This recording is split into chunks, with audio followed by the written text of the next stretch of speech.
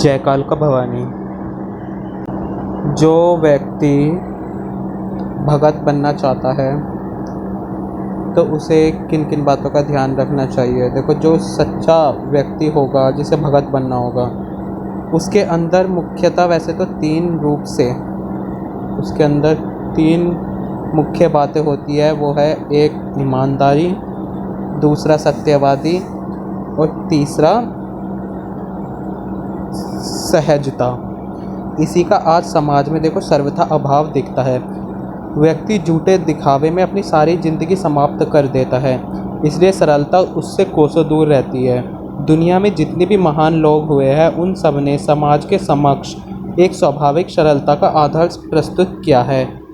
उनकी कथनी करनी में कोई फ़र्क नहीं था। स्वामी विवेकानंद, स्वामी रामतीर्थ समेत आधुनिक भारत को समस्त विश्व में प्रतिष्ठापित करने के लिए महात्मा गांधी जी ने ईमानदारी और सत्यवादी और सादगी से अपना जीवन आदर्श प्रस्तुत किया है। ऐसे ही हमें उनके उदाहरण पे जो सच्चा भगत होगा उनमें ये तीन मुख्य बातें होगी: ईमानदारी, सत्यवादी और सहजता, और जिनसे हमें सरलता की सीख मिलती है। देखो, जो सिद्ध साधक ऋषि मुनि होते हैं वो समोजात्थान के लिए स्वयं को तपाया।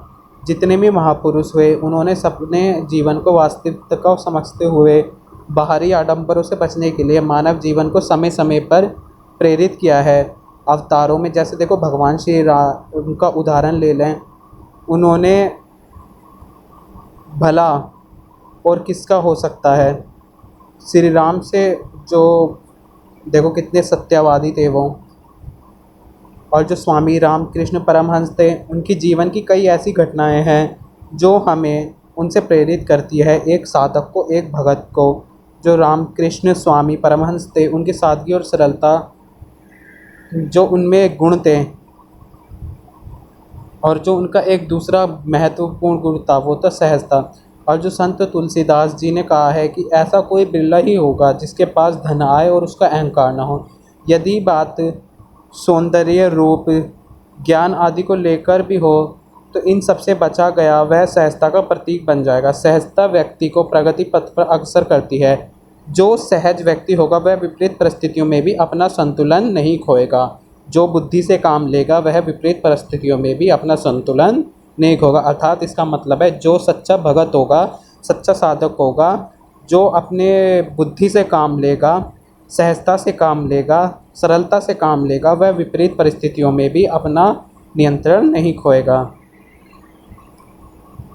ऐसा इसलिए क्योंकि जो जीवन के सच्चे मर्म को जानते हैं, महान लोगों की प्रेरणा से प्रेरित होते हैं, वही आगे चलकर सच्चा साधक भगत कहलाता है। तीसरा महत्वपूर्ण गुण होता है सजगता।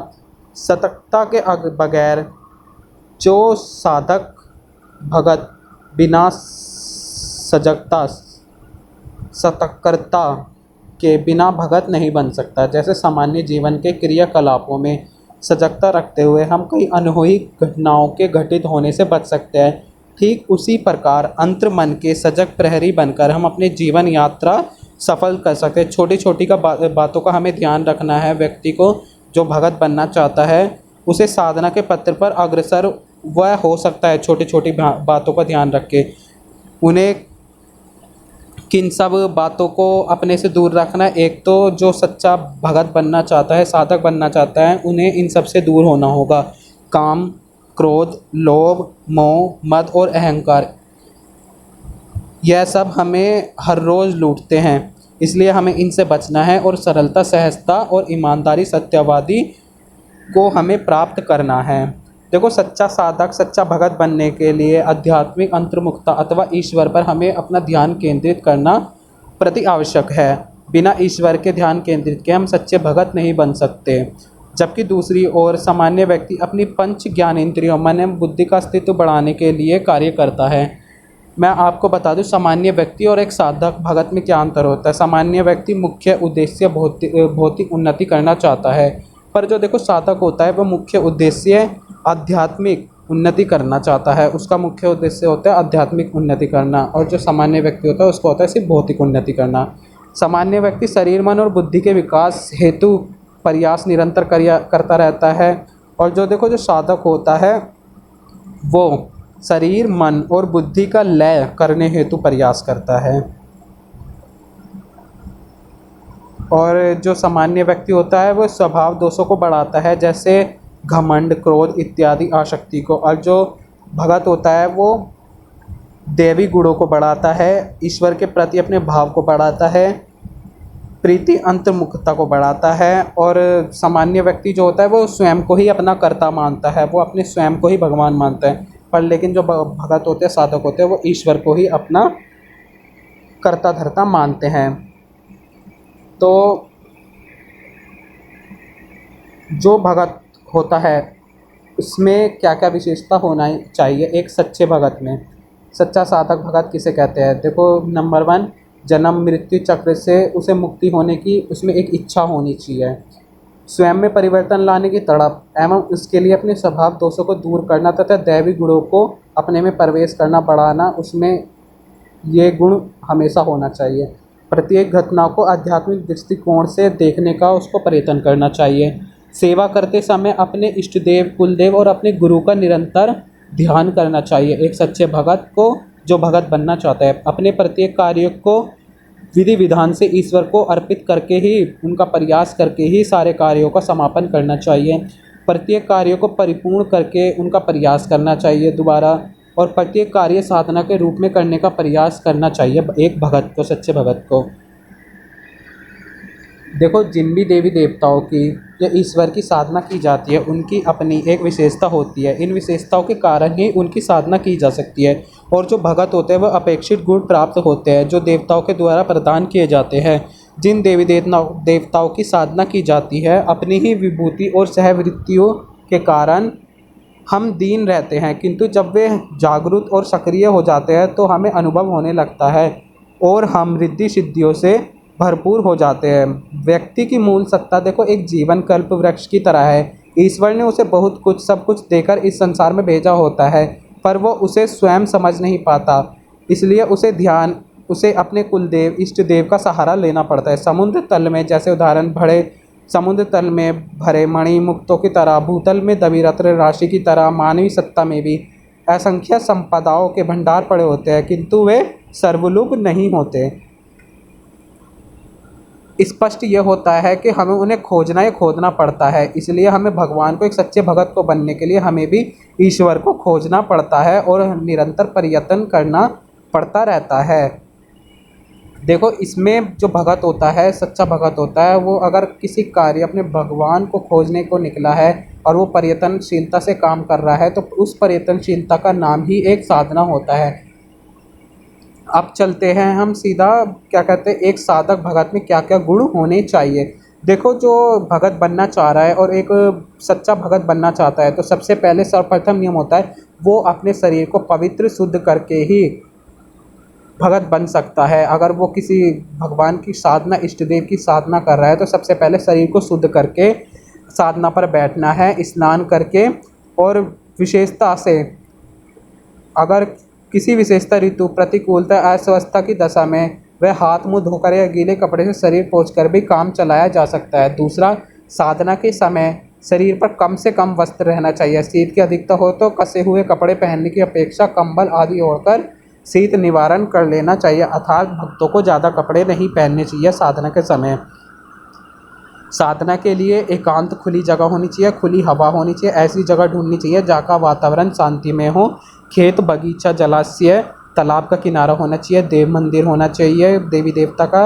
यह साधना के लिए उपयुक्त होते हैं। जहाँ ऐसे स्थान मिले वहाँ असुविधा जहाँ हो वहाँ घर का कोई स्वच्छ और शांत भाग भी आप चुना जा सकता है।